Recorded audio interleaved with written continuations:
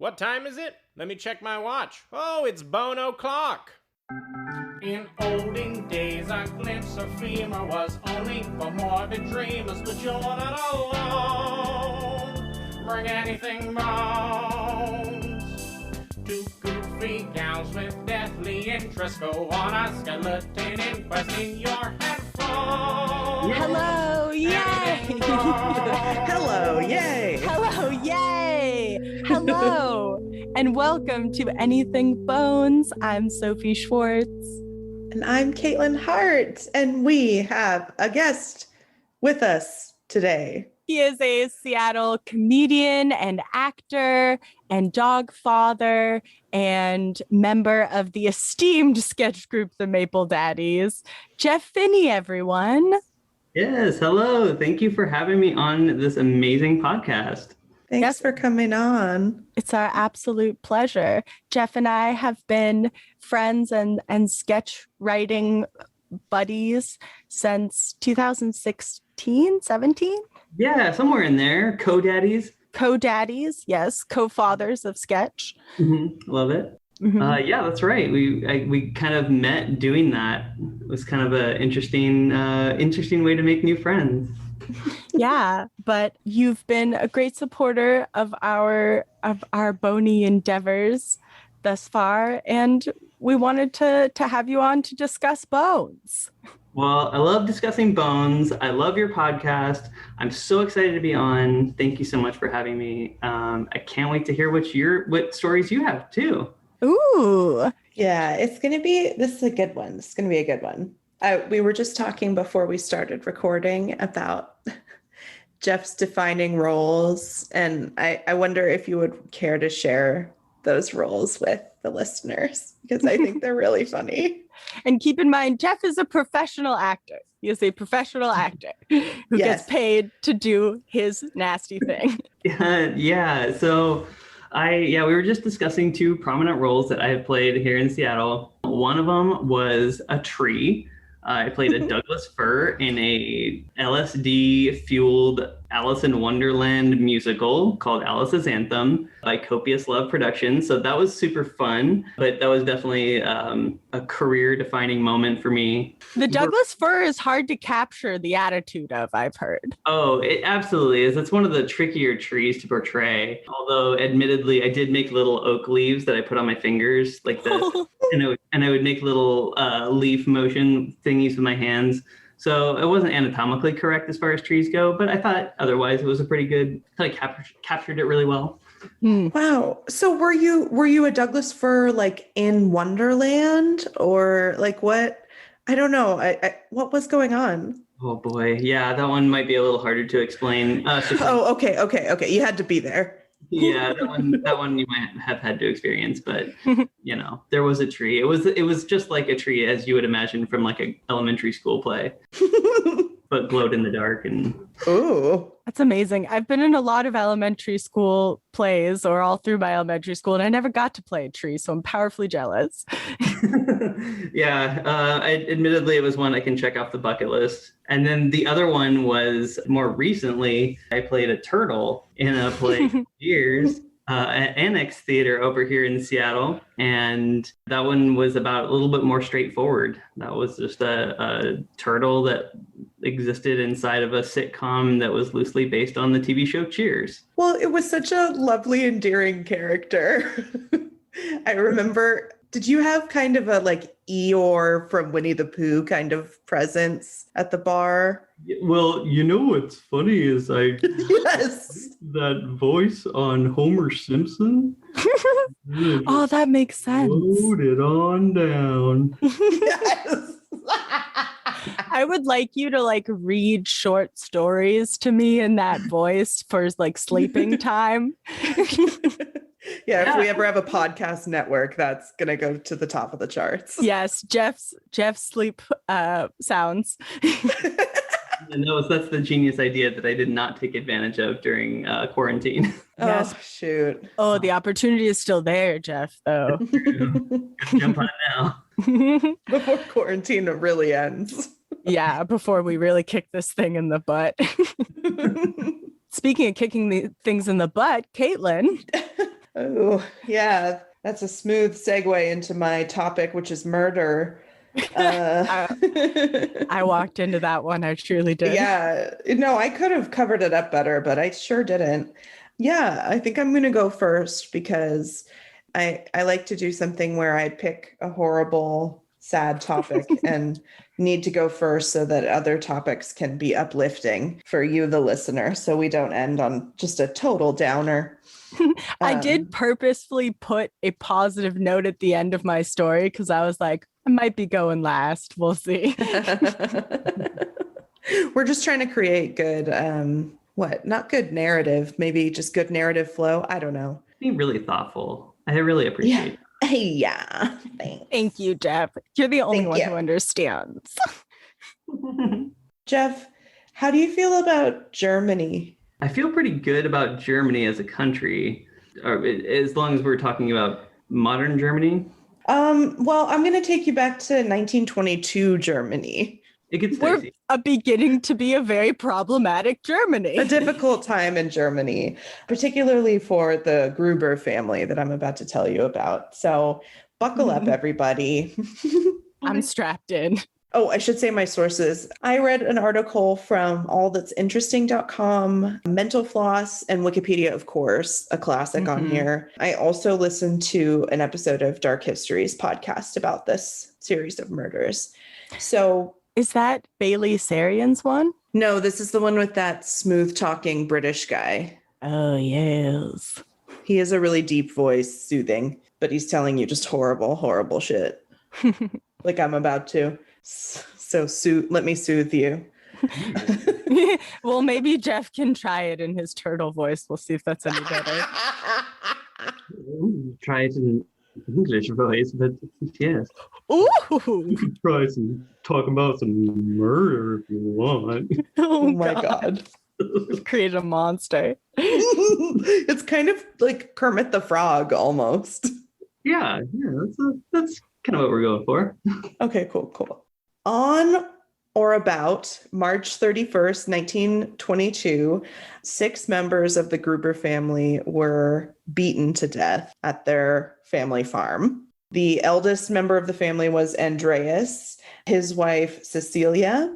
They had an adult daughter named Victoria, who was a widow, and they had 2 grandchildren. The granddaughter was also named Cecilia. She was named after her grandmother, I can only assume.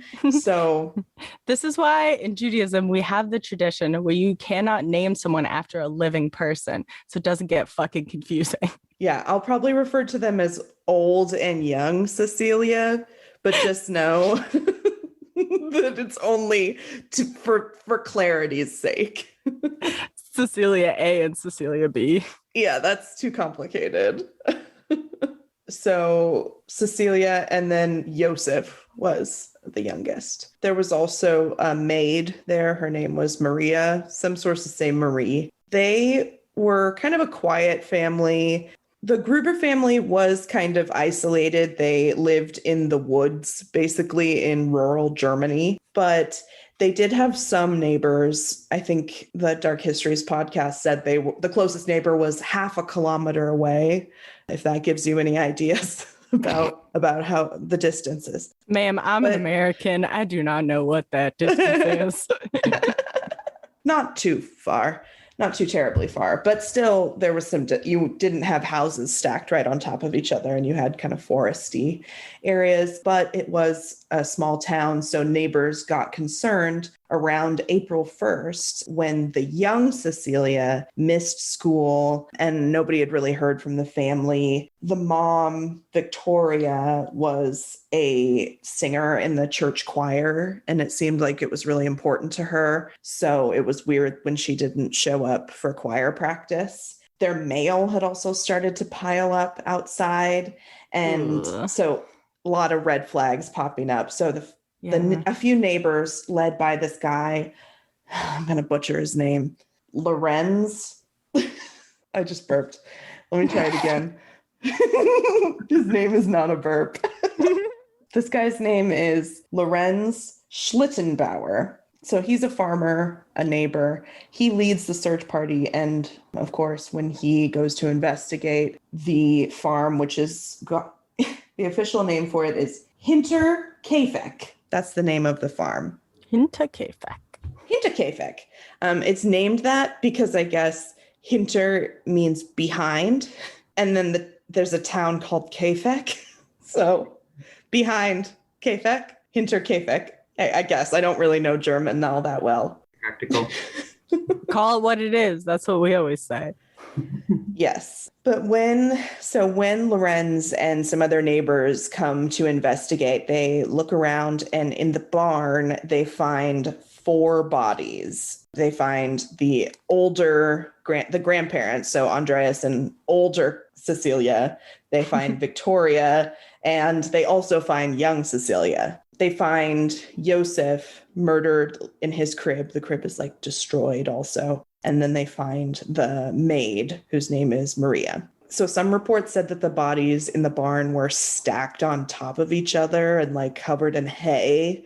I didn't find any crime scene photos, and I'm not really one to look at crime scene photos, even if they're kind of old like this one. They were covered up, which to me usually indicates some kind of remorse or like not wanting to look at what you've done. Yeah, but that combined with absolutely destroying the crib, like that. Yeah.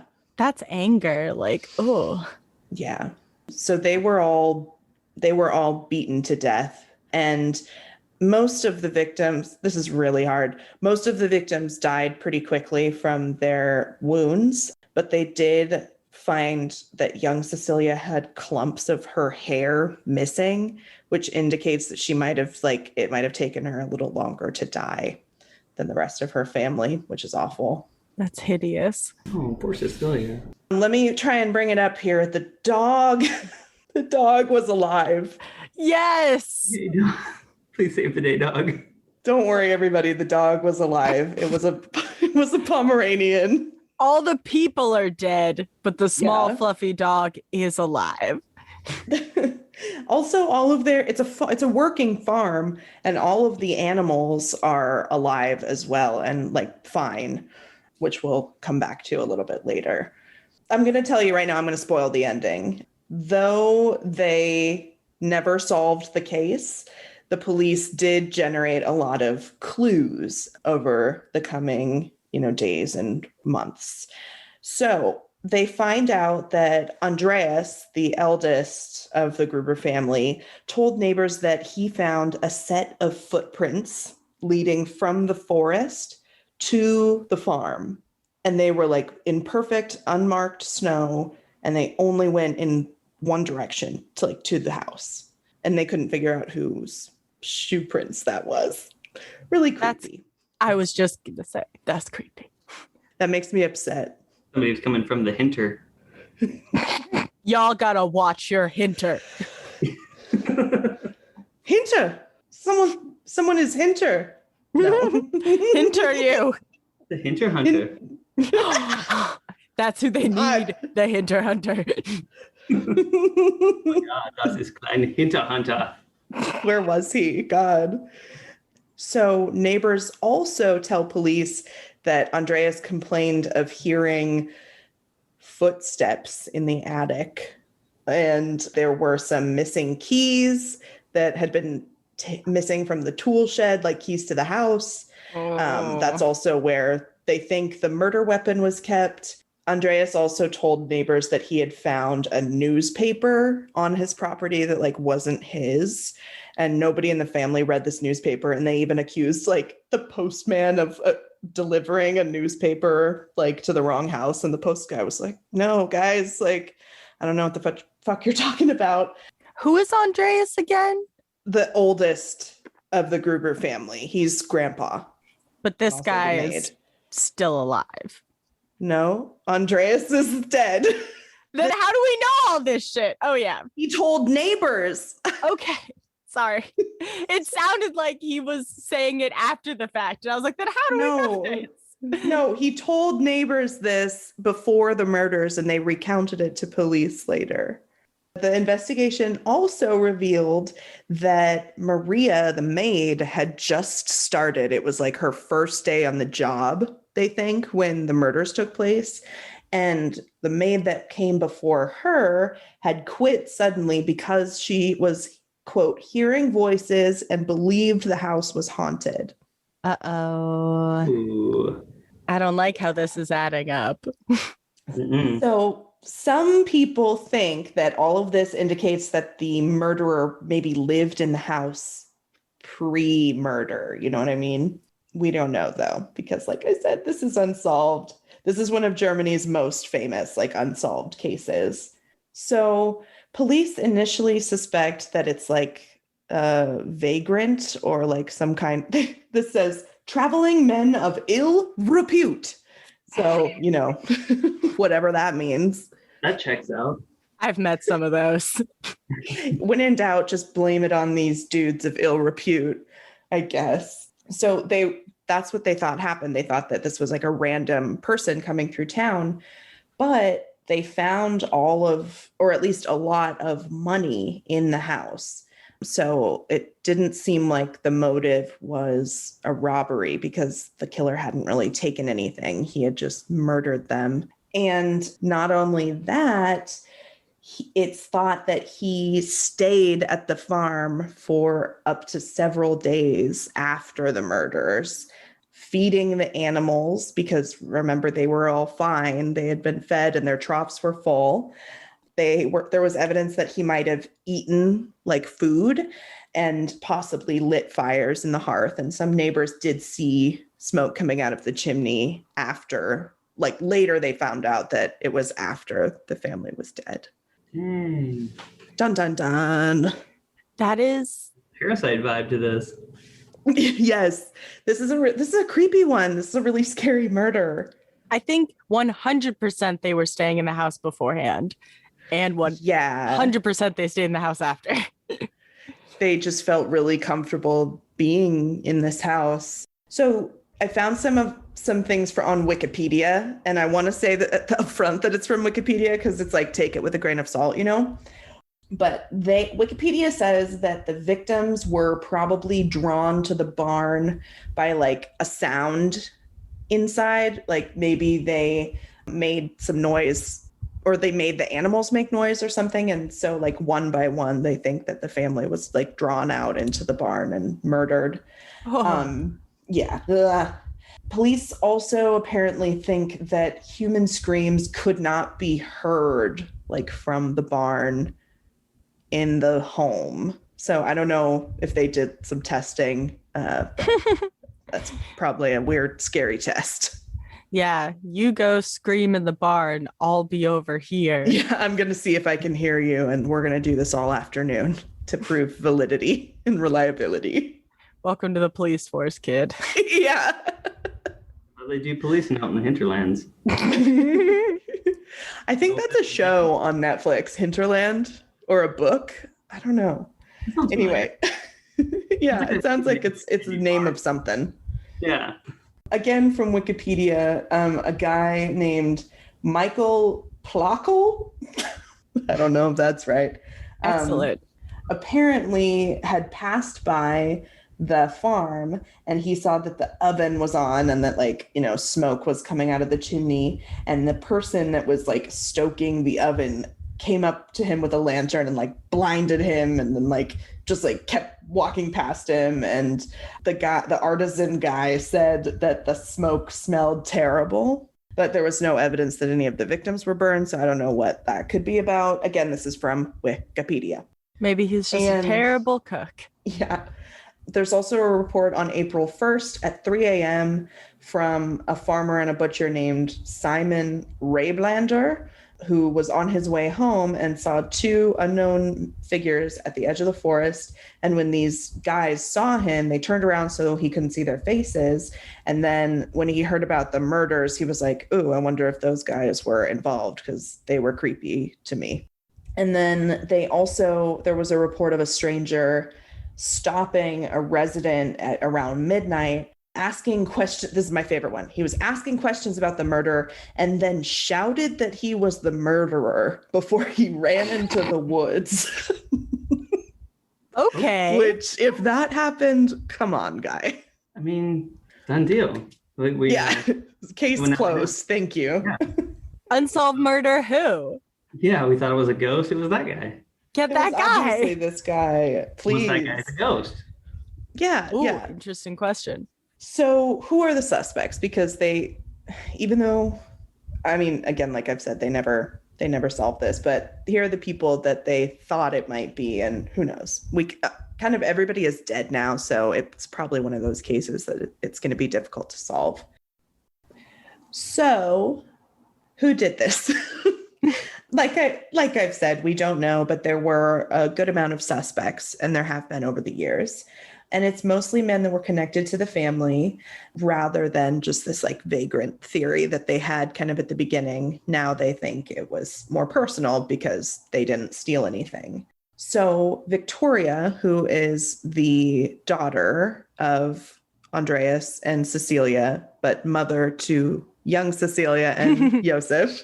So sandwiched between the Cecilias. Yes, there were 3 generations living in this household. Okay.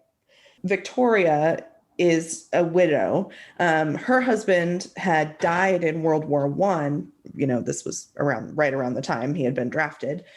And he had gone to war when she was pregnant with the daughter, so young Cecilia. But then she has a baby after he dies in war. So the parentage of Joseph is a little bit up in the air and a little bit more confusing. Ooh, drama. Yes, spooky drama. So Victoria had kind of publicly claimed that the father was this guy, Lorenz Schlittenbauer, who, remember, was kind of leading the neighbors when they found all of the bodies. So she says that she had a relationship with him and that he was the father of the baby Joseph. They had apparently planned to get married, but Andreas, who was reportedly a big piece of shit, interfered and wouldn't allow them to get married. And the neighbor, Lorenz, eventually marries somebody else, and it's just kind of a tragic story, allegedly. Aww. So this guy, Lorenz, gets, like I said, he gets married to somebody else, and they have a baby, and the baby tragically dies a few weeks later. And so police think, I guess, that Lorenz was traumatized by the death of his infant child and was like, didn't want to pay child support or so. This doesn't quite hold up to me, this theory. And like, so he decided to come to the farm, which was, you know, pretty close to his home, and murder Victoria and her entire family. I guess some of his behavior was a little bit suspicious when he found the bodies. Like, some people said he was kind of nonchalant, and he also, of course, knew his way around the farm. But I think something important that we've probably talked about before, you can't really predict how somebody's going to react after a traumatic event. And so what might seem suspicious is maybe just he was maybe trying to keep himself under control. I don't know. Yeah, I don't know, but I don't know. This all sounds very suspicious nonetheless. It's still a little sus. If he lives... They never can conclusively like tie him to the crime scene or say like, yes, you are the murderer. I mean, but that might make a little bit of sense with the crib being totally destroyed, because if he had anger that was baby related, yeah, and I guess kind of gone apeshit on that baby whose parentage is kind of like oopsie poopsie. I don't know. Yeah, and he couldn't have any witnesses, so he killed the whole family, except for the dogs, and cows. I don't know. It's just so so that was kind of their number one suspect, but I guess they could never conclusively tie him to it. I guess they considered like maybe Victoria's husband, who they thought died in World War I, maybe he wasn't dead and he like came back from the war and killed them, and was, you know, he was like so upset because she was carrying another man's child. But, you know, like people have people say that they saw his body. Like, so this theory doesn't really hold up because he's pretty much 100% dead. Okay, he was resurrected. Walked all the way back. Yes. Absolutely. One set of footprints. Yes, that's it. Damn it. Floated away. Solved it. Yes, he was a ghost. Mm-hmm. Yeah, I think the ghost theory is the one that checks out the most. Yeah, why not? It's the only one still in the game. The ickiest theory of them all is that Yosef is actually the child of incest and is the child of Victoria and her own father, Andreas. And, maybe it was a murder-suicide situation. So there is some history there. Unfortunately, the Dark Histories podcast said that they went to prison for this, but they were charged with incest and may have spent some time in jail at another point earlier in this time. Just gross. So there is possibly a incestuous relationship here, or not even relationship, but assault. Yeah. Not good. Not good at all. But the injuries don't really support any kind of self-inflicted anything. So they're pretty sure that it wasn't a murder-suicide.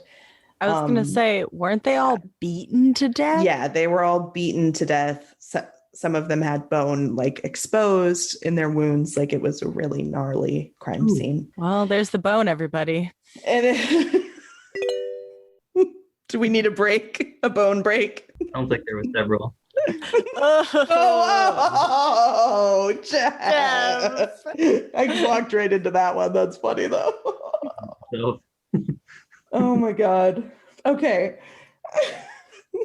I'm sorry. I'm sorry I picked something so fucked up, you guys. But stories like these they should still be told because, maybe one of us who was not even alive when it happened can solve the case. Yeah, exactly. I don't know. We're going to catch that ghost and we're going to bring him to justice. Yeah, we're going to figure out which ghost did this murder. Yes. On the next episode of Ghost Justice. Yeah. Jeff, you're generating too many shows off of this one appearance. Yeah. That's fine. Okay. So the only thing that anybody could state with any degree of certainty, quote, the crimes had been committed by someone who knew their way around a farm, as evidenced by the continued upkeep after the murders and by the expert wielding of the mattock, which is what they were killed with, unfortunately. The brutality of the murders suggested that they had been committed by someone with a personal vendetta against one or several of the Grubers. And I think that's right. Yeah. This doesn't seem like it could be random, but it seems kind of personal.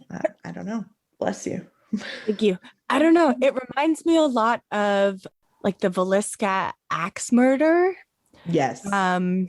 Where it just was this thing of they thought it could be someone who was just breezing in and out of town who just loved to murder. But, we know after, reading a lot about true crime, murders tend to be committed by people Yeah, most often. And especially in this kind of rural town, I don't know if they just got lucky, but there's evidence that the murderer lived in the house for a while before committing the murder. So it's that to me says personal again.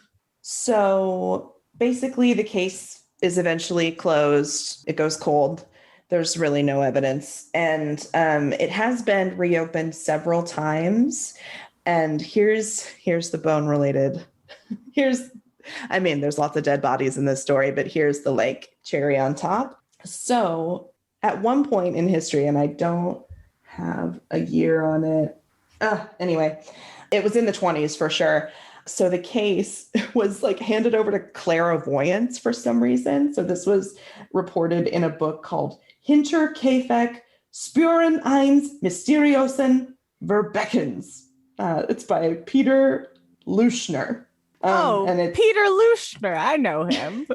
so this book is about how clairvoyants, well, I don't know if clairvoyants did this or if they were given, anyway, the family's bodies were beheaded, and the skulls, the heads, were given to clairvoyants. After an autopsy, they were taken to Munich and they were examined for metaphysical clues. But unfortunately, the skulls didn't produce any fucking leads. And to add insult to injury, they just got lost in the madness of World War I. What? Yes. Just the cherry on top of this bone-related story. I'm sorry, science. We're going to have to give this one over to mysticism. Yeah, I would say so. They truly tried everything. They did. They really did. In 1923, the family was buried, unfortunately, without their heads in a plot near their home in Germany. And their home, the farm, was demolished. And it actually revealed some additional evidence when it was demolished. They found a mattock that was probably used to bludgeon them to death hidden in the attic. And they also found a penknife in the hay in the barn, I guess. So, of course, we know that this case is very, very cold and evidence is either lost or it's all just lost. This is such an old case. But in 2007, the Furstenfeldbruck Police Academy took it on as a cold case. So it was opened again in 2007. And they basically weren't able to come up with anything, except they did agree on a theory, but they wouldn't share the fucking theory with anybody. What? I don't understand this. They go, quote, out of respect for surviving family members of the people related to the crime. However, the theory remains a secret. Why? Why take the case if you're going to come up with a theory, but not tell anybody about it out of respect? Like, why? I don't understand. Why would that be disrespectful?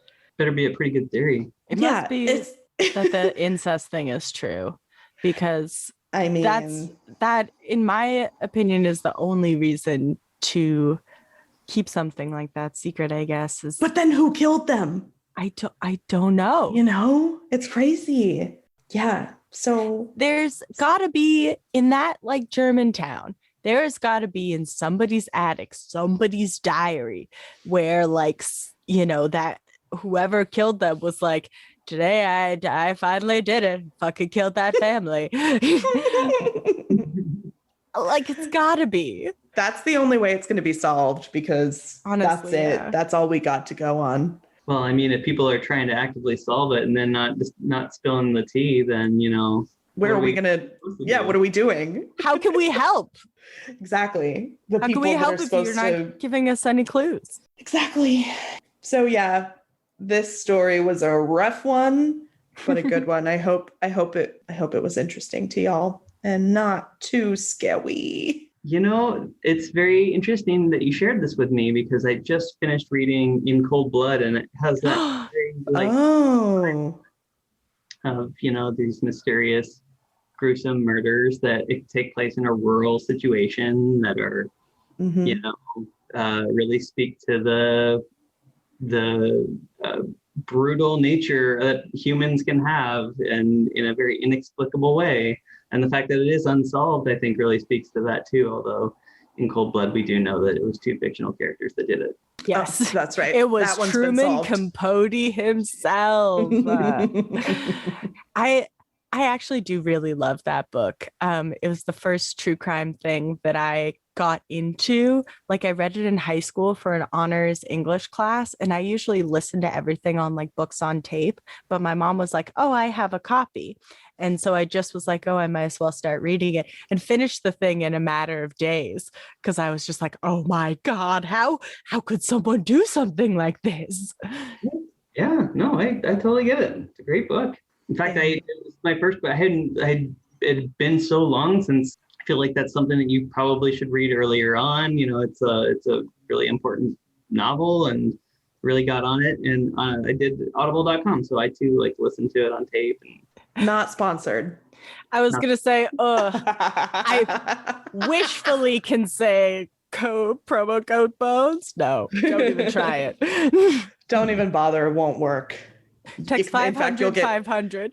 You'll get booted off the site and never to return. Yeah, they'll burn all your books. Well, that was Yeah, fantastic, Caitlin. Thank you. And I was going to say, don't feel too bad. I've never read that book. Caitlin, you would love it. I probably should read it now that you've told me you really liked it in high school. Like, I'm dyslexic. It takes a lot to make me read like physically. Yeah, I know this. Yeah. Plus, to mention, it takes place in Finney County, which... Hey, that's you. That's your name. That's my name. That's my county. So it takes place in my county that I created. Yeah. It was named after you, actually. Mm-hmm. Yeah. When I was bored about 100 years ago, I created some throughout Kansas, mostly one and mostly fictional. Yeah. Although I think this one is real. I did look it up because I wasn't sure. They must be sad you don't visit. Yeah, I know. Damn it. Like nobody lives there. It's because of you. Anyways, speaking of you. Speaking of me, you're up. Here's the bone bat. You're up to the plate. Oh, well, I'm about to hit a bone run then. Okay, you're fired. Bye. Speaking of counties that I'm involved in, I wanted to tell a story about where I'm from. And though there's not really a ton bone related that I can find about Yakima, Washington, which is where I'm from. I did. Oh, Yakima. Good old Yakima. I did find a really excellent bone related story from Eastern Washington over in Tri-Cities. So that's where I'm going to take us. Good old Tri-Cities, Washington. Kennewick, in fact. Love it. Love to say it. Love to see it. Yeah, Kennewick. In fact, I'd like to tell the story about the Kennewick Man, which I know it sounds like a superhero. It's not. Actually, the cooler name. I'm surprised that Kennewick Man is the moniker that we know this particular skeleton by, because its other nickname was called the Ancient One. That's 10 times better. Right? It's so I don't know. I think I'm probably going to refer to it as the Ancient One going forward. Yeah. Well, it's like Kennewick Man is the superhero and the Ancient One is the supervillain. Ooh, yeah, I like that. I like that twist. Kennewick Man, though, it does kind of give that like Florida Man vibe, like it's just a joke. So, oh, that's just a Kennewick Man over there. Yeah, Kennewick Man found where he shouldn't be. Let's talk about where Kennewick Man was found. Oh yes, let's. So Kennewick Man was found in 1996 by a couple of college students that were wandering around where they shouldn't be over on the banks of the Columbia River. So it was actually over. In fact, the Ancient One was found July 28th, 1996. So 3 days from of this recording. Oh. So a couple of college students were wandering down the Columbia River during what's called Water Follies Festival, which is like the Eastern Washington version of Seafair, which is where we've, have our little hydroplanes and hang out and watch things on the water. That's what they have. Will you say the name of the event again? It is called Water Follies Festival. Oh God, we gotta go. If they're still doing it, that sounds amazing. I just looked it up. So yeah, it's definitely happening. Hell yes. Like a hoot and a holler. But yeah, it was obviously so exciting that a bunch of college students went wandering off and they went and found this skull, which they initially thought it was like a crime. And so they called the police. The police brought in a special investigator, and then they started doing excavations, only to find that these bones were much older than they originally thought. And so the story gets a little interesting from here, because now it's an issue of who do these bones belong to? Oh yeah. So it ain't a crime. Who is this? Exactly. So the county coroner's takes the bones and realizes that these bones are, which they initially thought would be maybe 1,000 years old, which is incredibly old. Now are starting to realize that they're probably closer to 9,000 years old. Ooh, that's quite a difference. Yes, quite a difference. And to that point, in fact, I believe to this point is the oldest full human skeleton found in North America. So pretty historic find. This is a once in a lifetime discovery. And upon realizing that this is, an incredibly valuable find, the Army Corps of Engineers, who own the land that the skeleton was found on, now all of a sudden are like, we want the bones. Give us the bones, please. We want the bones. Give us the bones. It's always the same. Always the Army Corps of Engineers. As soon as they realize something's valuable, they want all the bones. Guys. Damn it. Those Meanwhile- jerks. Meanwhile, we have all these native tribes that are saying, no, this is one of our ancestors. We should have the bones. Give us the bones, please. Probably the most logical argument so far, but Yeah, I bet they didn't get listened to, though. that's exactly right. Yeah. Well, Yeah. So the local sheriff decides, no, we have to figure all this out. I'm going to take the bones, and he puts the bones in their locker, and they hang on to them. The bones are they're then stored for 20 years. So the bones are now taken, they're seized, they're being held for 20 years. They couldn't figure out what to do with the bones, and this is like a lot of debate over, that whole do they belong to these indigenous tribes, and they do testing. A lot of the real controversy came from the fact that there was a guy, and I can get you an actual name. Dr. James Chatters, who was working on contract with the Benton County coroner, described the skeleton as Caucasoid, which was pretty controversial because that would indicate that they believed that the skeleton at that point, this 9,000-year-old skeleton, was Caucasian or of some descent close to Caucasian, which is just really goes against everything that we understand about how people came to North America. And it was just a very misguided interpretation of these bones. And later it was proven in 2014 and then again in 2015 that these bones were closely related to like local indigenous tribes. I mean, that would really make the most sense. They've been the stewards of this land for thousands and thousands of years. That would make sense. Right. But how, like, a white person to try and claim it? Because that, like you said, that's a huge deal. If that were somehow true, that would uproot what we know about how humans came to this land. So yeah. Right. And I guess my only real life connection to this story, because this did happen when, a lot of this was 1996. So I was probably in middle school. I was pretty young. I probably didn't have much of opinion on technology. You guys weren't discussing it in detail at your high school auditorium, mock trial wasn't. I remember the story though, because it was close enough to home to where it was a pretty big deal. Yeah. And I think that a lot of what I remember was based on this theory. This was the big headline of everything we understood in your science textbook is going to change now. But it didn't. And spoiler, it did not change. It actually did help us understand a little bit about how indigenous people came to North America. Initially, there's just a lot of theories. There was a land bridge that existed, and that's how a lot of different tribes made their way over to across the continent. The Kennewick Man, or the Ancient One, proved that it's possible to come maybe potentially by boat, as possible that the Ancient One was connected to Polynesian tribes. So wow, that's amazing. Bones, some of the different types of water that he drank, his diet was based on seal and salmon, and so they can tell that it was large. Oh, and from his bones, they could tell that he spent most of his life doing a motion that was like stabbing directly down, like doing violent motions straight up and straight down, like he speared stuff into the water, just because of certain bones were worn and torn. And so I thought that was a pretty fascinating thing. So maybe he was a fisherman of some kind, or a hunter, or So did a lot of rowing. Yeah. So was the skeleton found in a bog, or these college kids just found it? So they were digging, or is that clear or not really clear? That's a great question.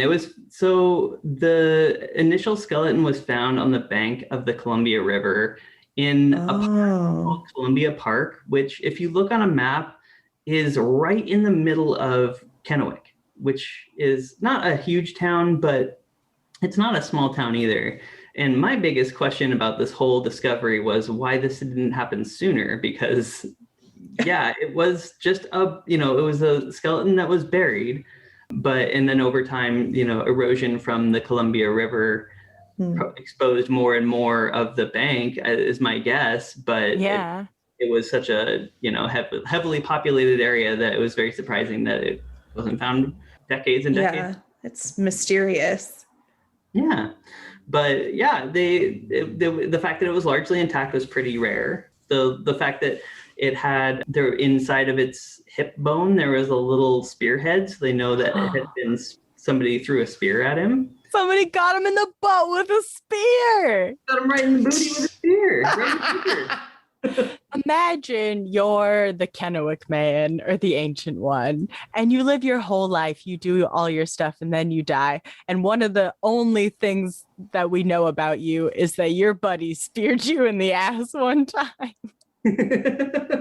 Damn it. Yeah, even if we can take nothing else from this, I want it to, just spread the affirmation that even the Ancient One can be speared in the butt. I'm going to say that in the mirror every morning. Even the Ancient One gets speared in the butt. But the spear in the butt didn't kill Ancient One. I should probably point that out. And it won't kill you either, listener. Exactly. The spear in the butt won't kill you. Just hurt you. Try it. Try it. Please Just kidding. don't try that. We do not support spearing yourself or others in the butt. No. And don't try it on your friends either, okay? Oh, please don't. Unless they're the Ancient One. Yes. Probably If you're don't. friends with the Ancient One, that's the way to do it. Yeah. Maybe ask them questions first.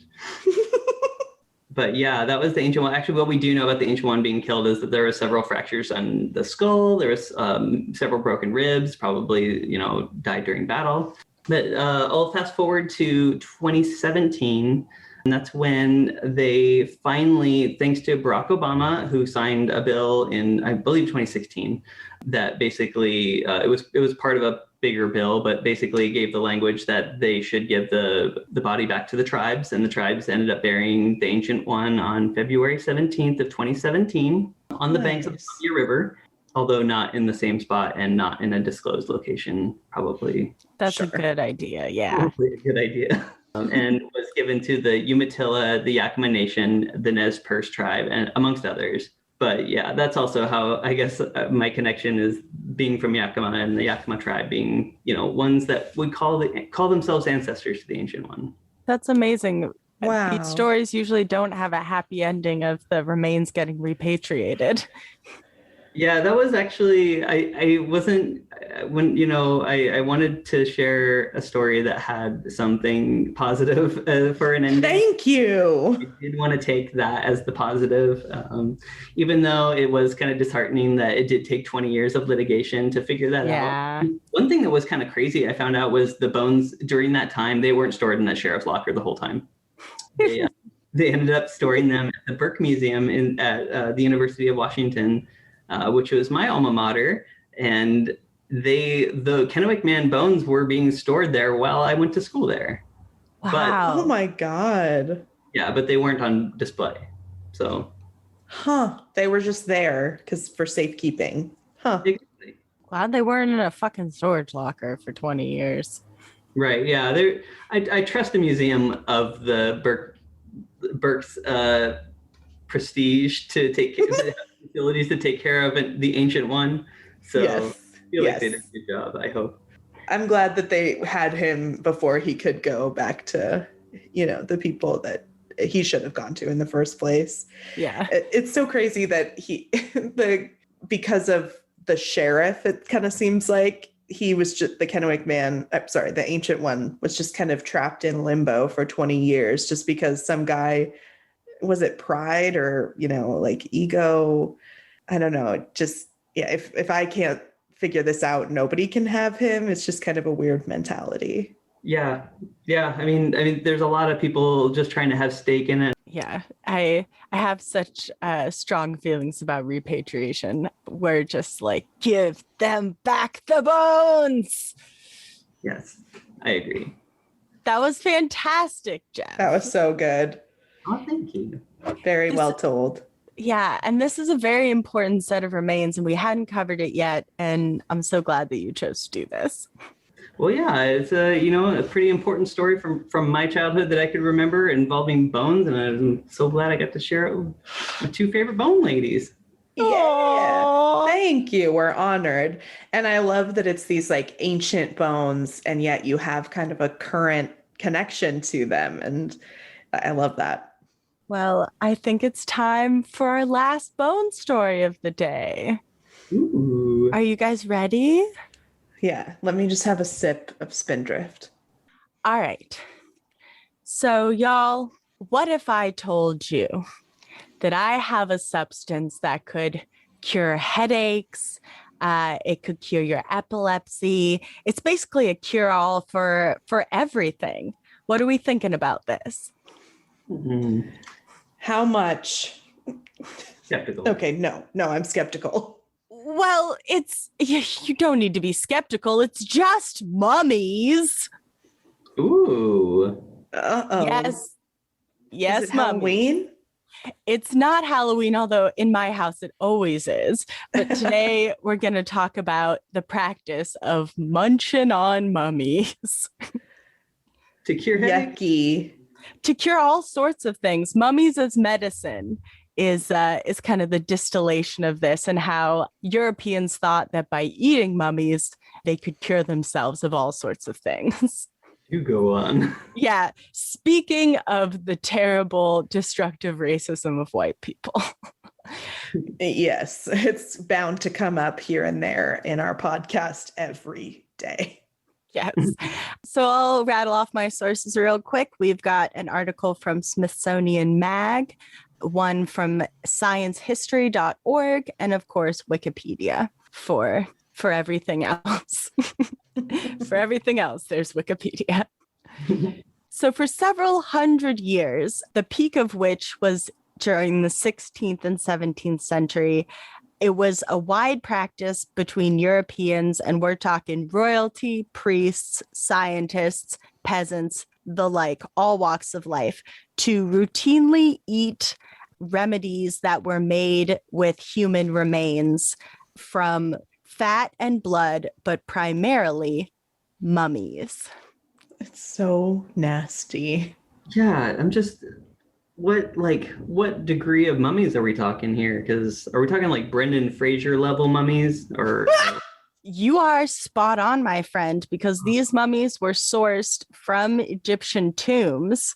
There were also skulls taken from Irish burial sites as well. So they couldn't just destroy one culture. They had to go for a couple. Of course. So European doctors would grind up mummy parts to make tinctures that you would like ingest to stop like internal bleeding. The skull was also a common cure for headaches. They would grind that up into a powder. I guess it kind of makes sense. I just need somebody's old dead head and then I'll be fine. Like, it doesn't make sense. It doesn't, but it would be commonly referred to as mummia, mummia, or spelled with just one M. But it refers to several different preparations of a historical medicine, from mineral pitch to powdered human mummies. Okay, because I thought it was a combination of mummy and mania. I mean, we'll get into the etymology of this. Okay. Of this in a second. Oops. question? Are they just taking a bunch of mummy powder and putting it in like smoothies? Like what are we looking at here? A bunch of different preparations. It could be like a poultice. It could also be several different ingestible forms. Sometimes it would be mixed with chocolate as a hot drink to cure bleeding. Delicious. Yeah, King Charles II was super fond of that, and he actually made his own mixture, which he called the King's Drops. which was made of human skull powder mixed with alcohol. So party. Oh. God, this is so fucked up. It's like, by ingesting other humans, are you like taking their power? Like, A little bit of that. I don't get it. We'll get into it a little bit. But as well as mummies themselves, the moss and decay that grew on them was also valuable. That could cure nosebleeds and epilepsy, which is fun. This is just a fun side note that these people also were way into blood. They thought that like the fresher, the better. It had like the vitality of life. And this German Swiss physician named Paracelsus was like, go drink blood. It'll cure like everything. And he would encourage people to go to public executions with cups and try to catch the blood that was coming off of people getting executed. Ew. And if you didn't want to drink it fresh, you could make it into a marmalade. I'm seeing your face, Jeff. You would rather a marmalade, right? I don't know. I don't know if it's better to like just really put it down the hatch, or if you really want to spread it over a croissant. Like at this point, I feel like if you're really going to give it a shot, you might as well just do a shot. Do the king's shot with the skull and the alcohol. Yeah. If you're going to town, might as well go into Lincoln, right? I will say the last known instance of someone trying to catch blood from an execution and drink it was 1908. Oh God. What kind of soon? A beheading or I don't want to know. I don't want to know. Why would I ask any questions about that? So let's move back to mummies. So there was a Dutch physician in 1754 who had listed 4 types of mumia. We have the Arabian, which was made from bodies embalmed with spices and asphalt, Egyptian bodies that were embalmed with basalt, and then sun-dried bodies that were found in the desert that were preserved with natural basalt. So this is important because it gives us a little bit of a window into how we even got into all of this. Because y'all have been asking me, Sophie, why mummies? Why are they eating them? What could have possessed them to do this? Well, it actually is a bit of a case of historical telephone where different substances were mistaken for other substances. And through several forms of mistranslation, which we will go through, we started eating mummies almost by mistake. Perfect. Yeah. When in doubt, just err on the side of caution and eat a mummy. Exactly. New level of callousness, but No, this is amazing. All right. So it all starts in the ancient Middle East with a substance called bitumen or bitumen. I think bitumen, bitumen, or as we know it, asphalt. Yeah, asphalt. That stuff we use on roads. It's a naturally occurring hydrocarbon that has been used in construction in the Middle East since ancient times. And it's very abundant in the Middle East, and it forms in geological basins from the remains of tiny plants and animals. And it comes in a variety of consistencies, semi-liquid, which is basalt, which is what we kind of was mentioned in the taxonomy there, and semi-solid, which is the bitumen. It's viscous when heated, but hardened when dried. And it's useful for stabilizing broken bones and creating poultices for rashes. Would you like an asphalt on your rash? No, I cringe when I see somebody driving a motorcycle with like short sleeves on at the thought of their precious arms falling on asphalt. And now you know that it would actually just heal them. Yeah, joke's been on me the whole time. I've just been an idiot about it. They've been waiting to fall off their motorcycles to heal any of their ailments. It's true. They're just waiting. So in this, there's a 1st century text called Natural History, which if you're a Sawbones fan, it was written by Pliny the Elder, who's a well-known ancient physician who wrote about pretty much everything. And he had a fun cure of ingesting bitumen with wine to cure chronic coughs and dysentery, or you could put it with vinegar and dissolve it to remove blood clots. Also, good uses for this are cataracts, Hey, I know what those are. toothaches, and skin disease. So, so what did they think? Did they put it in people's eyes and they thought that would cure the cataract? Like, so unclear. I have no idea. I have no idea how that's going to work, friend. Put this sand in your eye and rub it around in there. Yeah. Really? I got the impression it was drinking some combination of wine, vinegar, and asphalt to relieve some of these cures. Oh, I Spreading guess, it? yeah, you could take it that way. I was thinking about something disgusting. I mean, either way, I don't think it's going to achieve the result that you're looking for. No. Either no, way, no, them no. cataracts are still going to be there. We're a So- ways off from surgical intervention on cataracts. Yeah.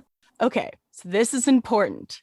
The ancient Egyptians began to use bitumen for embalming mummies during the 12th dynasty. That's very important. Now, heading forward a little bit, we are in the 10th century. We have a Persian physician, Rehes. He's got the earliest known use of the word mumia for this substance, for bitumen, after mum, which means wax, kind of referring to its a stickiness. After that, we get a Persian physician who uses the word to refer to bitumen specifically in a medical context. So we're in the Crusades. European soldiers learn firsthand of this drug, and they see that it can do some kick-ass healing powers. So they think, hey, we've got a limited supply of this stuff in Persia and the Dead Sea. So we're going to hop over to the tombs of Egypt to see if we can find some. From here come the long series of misunderstandings in attempts to translate Latin, which I get. Oh no. I will never take Latin, and I never will. So the Latin word mumia, which is the medical bitumen, the Arab physician Scaporon the younger, not the older, wrote about this stuff and its many uses. But the Latin translation of that by this guy, Simon Genesis, he thought that it meant a mixture of aloes and liquid from the human body. So it got misinterpreted there. So then we get a second misinterpretation by this guy, Gerard of Simonia, who's also going to give it a try in the 12th century, but he's Italian.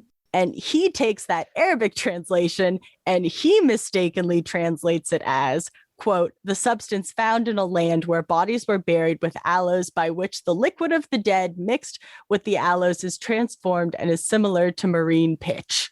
So we're getting farther and farther away. Yeah, it's pretty loose. He came up with a little bit of that on his own for flavor, like, I think.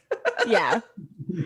So then the third kind of nail in the coffin here with this misunderstanding is then we get people who confuse and replace this like black sticky substance with what is on embalmed corpses of Egyptian dead, because they had used bitumen at some point, but they didn't always use it. So then we get this guy, Adi al-Lafit al-Baghdadi, who was a Baghdad physician. And he describes it as, quote, the belly and skull of these corpses is also found in great abundance, called mummy, M-U-M-M-Y. So basically, this last step is that mummy was that word transfused with the word for old Egyptian mummified corpses. So now we call embalmed ancient Egyptian mummified corpses mummies, because the first Europeans saw the black stuff on these mummies and they thought it was bitumen. So that's why we call mummies mummies. My mind is blown. Are you with me? There's like Yes. 3 layers of mistranslation to get from this stuff to now we call mummies mummies. And we're going to eat them. And we're going to eat them. Putrid stomach juice. Yeah. So from this assumption sprang the practice of using the whole corpse rather than just the bitumen, which is the, like, you know, in quotes, active ingredient. of course, white Europeans love three things: grave robbing, dubious medicines, and cultural appropriation. So people went wild for this shit. And it's funny because scholars have long debated whether or not bitumen was actually even used in Egyptian embalming at all. And they think it was actually a cheaper substitute for like resin and other more expensive things. So these Europeans who thought they were eating pharaohs and priests and like high up people were eating peasants and like normal dudes. Like, so I think the joke is a little on them. Yeah, there's a little bit of satisfaction in that. Right. Even though it sucks that they ate anybody. I was going to say, like, even if you were eating a pharaoh, does that really give you that satisfaction of eating something healthy? Oh, now I'm going to be a pharaoh. Like, what? I mean, y'all joking kid, but like, other than like this magical bitumen substance, which seems to have gotten lost in translation a lot during this whole thing, it was really an attempt to imbue themselves with ancient Egyptian power, because there was a huge amount of exoticism around Egypt. And like later we'll get like Egyptomania, which is like a huge fascination with Egypt that sweeps Europe. But Europeans began exploring Egypt in the 13th century, and, you know, they continued for the next forever and are still doing it. And I think people in this time, things that were new had magical properties. We talked a little bit in our episode, Bones on the Brain, about how people were fascinated with glass because it was, you know, they had figured out this new way of pouring clear glass. It's like these mummies are the new hot thing. And people would go to extraordinary lengths to obtain this stuff. In 1586, an English merchant named John Sanderson smuggled 600 pounds of mummy parts from an Egyptian tomb. Ugh. Would you like to hear a quote about it? Yes. All right. Quote, "We were led down by ropes as into a well, with wax candles burning in our hands, and so walked upon the bodies of all sorts and sizes, some great and small. They had no noisome smell at all, but were like pitch being broken. For I broke off all the parts of the bodies to see how the flesh was turned to drug, and brought home divers heads, hands, arms, and feet for a show. We also brought all 600 pounds together with a whole body." Ew. They were just walking through and breaking people's arms off. Oh my God. People This is are so gross. fun. They're in a mass grave, just like, no, I think I'll take all of this. Doesn't matter that these people didn't deserve this. I just don't understand this mentality of, oh, this is mine now, that occurs so often in colonial, and I mean it's European colonialism. It is, yeah. It's just Yeah. it's horrible. This doesn't scream colonialism any more than like, I'm gonna desecrate the bodies of somebody from another culture because I have an inconvenience. Like, because I have a headache. I'm going to eat your ancestor. I'm gonna eat your grandma's foot because my toe hurts. That's probably what they would do. Mm-hmm. But so the demand for these mummies was only going up, right? And the poor tombs of ancient Egypt couldn't really keep up with all of this grave robbing. So a lot of people ended up making fake mummies to sell. Oh my God. Here it is. We have Tomé Paris, who was a 6th century Portuguese apothecary, and he traveled around in Egypt, and he wrote, quote, "Sometimes pass off toasted camel flesh for human flesh." Who wants this little nugget of human flesh that bad? I don't know, but there was a guy named Guy Lafontaine who was a doctor to the king of Navarre, and he asked this Alexandrian merchant about like these ancient like embalming practices or whatever, where he got his mummies, and the merchant just like laughed and was like, "I made all of my mummies." Out of what? Like, I have questions. Fresh dead bodies or what?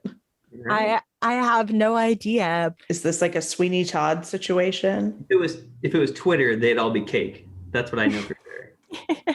I don't know if he did murders on people or if he basically grave robbed non-mummies and turned them into mummies is what I would suspect. A lot easier. I think so. People. It makes the most sense. Yeah. You know, even though it doesn't. Yeah, it doesn't make a lot of sense. But basically what they were trying to do was imbue themselves with the powers of the mummies. A lot of people have made comparisons to like the Catholic Eucharist, which is like the body of Christ. And, by ingesting that, you are ingesting his power and protection. I'm Jewish, don't come for me. No, oh my God. Forgive me if I'm wrong, but isn't the wine and aren't they just representative? They're not literally, I don't know. It's not literally the body of Christ that you're eating, is it? Or I don't know. No, but like there's a lot of, in this time, like the medieval all the way up through kind of the Victorian times, people thought that there was a magic to the human body where like ingesting parts of it, like skull for a headache, like, was this myth of ancient wisdom that by taking a part of somebody else inside of you, you get their power, health. Do you think the 4 humors came into play at all with this? I mean, blood is one of them, maybe. But so science kind of marched on and kind of away from using mummies as medicine. The practice really died out in the 18th century, and doctors began to recommend against it, which is nice. Took them 100 years. Yeah, but there was still mumia was still offered for sale as medicine as late as 1924 on the price list of Merck & Co. So like it stuck around until the 1920s at least.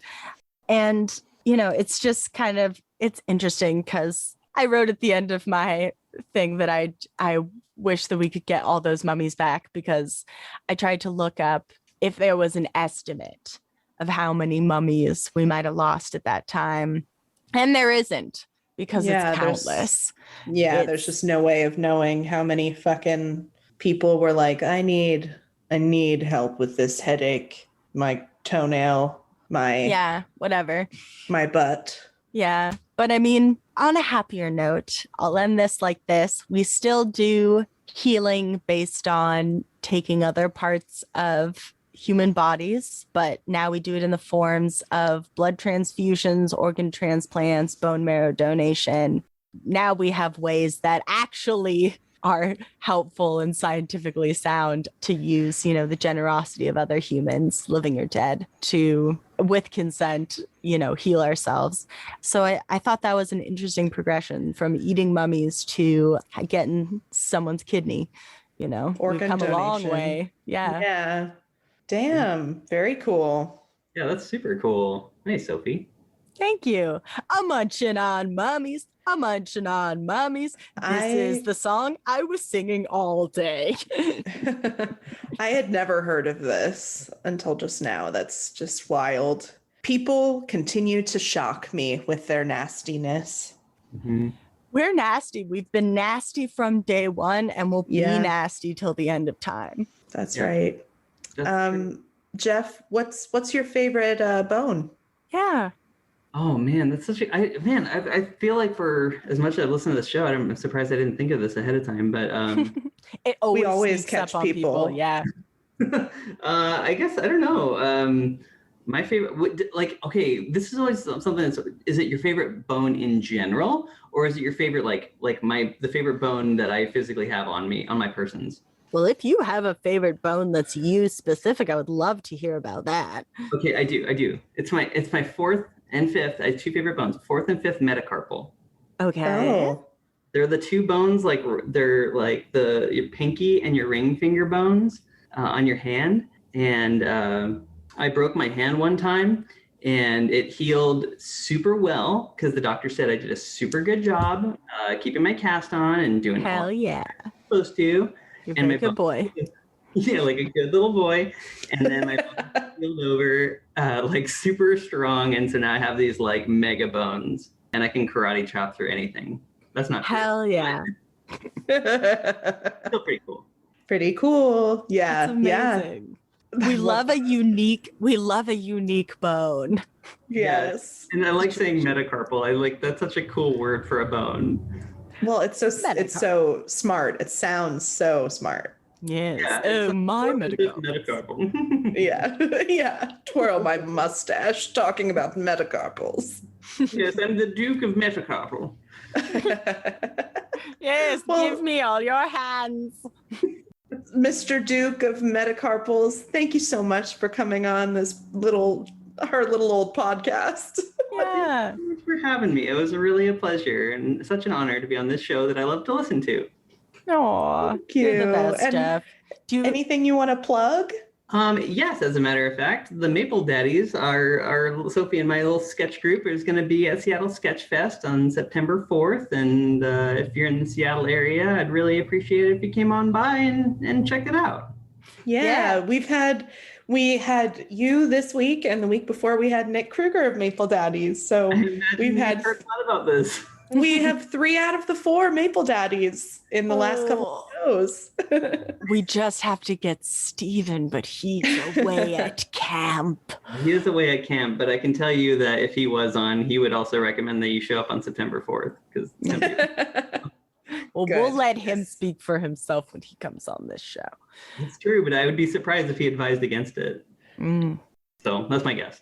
Anyway, thanks for listening, boneheads.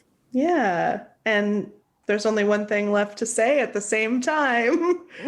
1, 2, 3. Bone voyage. We'll really get it someday. Goodbye. Bye. Thanks for listening to Anything Bones. Follow us on Instagram or Facebook at Anything Bones Podcast, or email us at anythingbonespodcast@gmail.com. Thank you to Nick Kruger for our spooky music and Stephen Vetteroff At Chubby Scrubby on Twitter, for our jazzy vocals, and thank you to Camilla Franklin at Camilla Strader on Instagram. for our beautiful bony artwork. Please rate, review, and subscribe. Fear in the butt won't kill you.